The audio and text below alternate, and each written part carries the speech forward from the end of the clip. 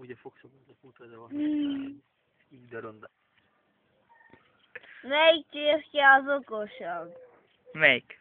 Amelyik a dombon... Van. Igen. Én hogy tudom. Mondjál egy másikat. Melyik flakon megy fel az égbe? Melyik? Amelyikben nincs gravitáció. Ja, értem, ez jó volt. Na mondjál még Nem ilyeneket. tudom. Ha gondolkozzál. Merre megy a cigány a macskával? Ha merre? Egyenest. Ja. Ha mondja még ilyen jó kis megkeriákot. Melyik Majd Mikulás megnézem, megy nekem. fel az égbe? Na melyik? Tibor, Ő és az apa, űr. nézzem nekem. Melyik Mikulás megy fel az űrbe? Melyik? Az, amelyik hájas. Kövér inkább. Ja, értem. Mik ott a kisdők? Na, mondjál még. Soka.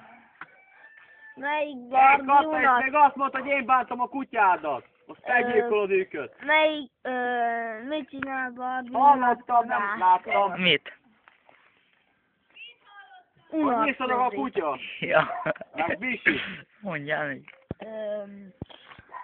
Állatkínzó. Melyik lángya az élesebb? Melyik? Amelyik éles.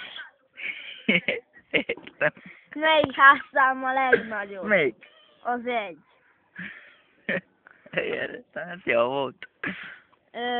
Melyik szám a legkisebb? Melyik? A 100. Dick. Melyik fa virágzik? Melyik? A megyfa.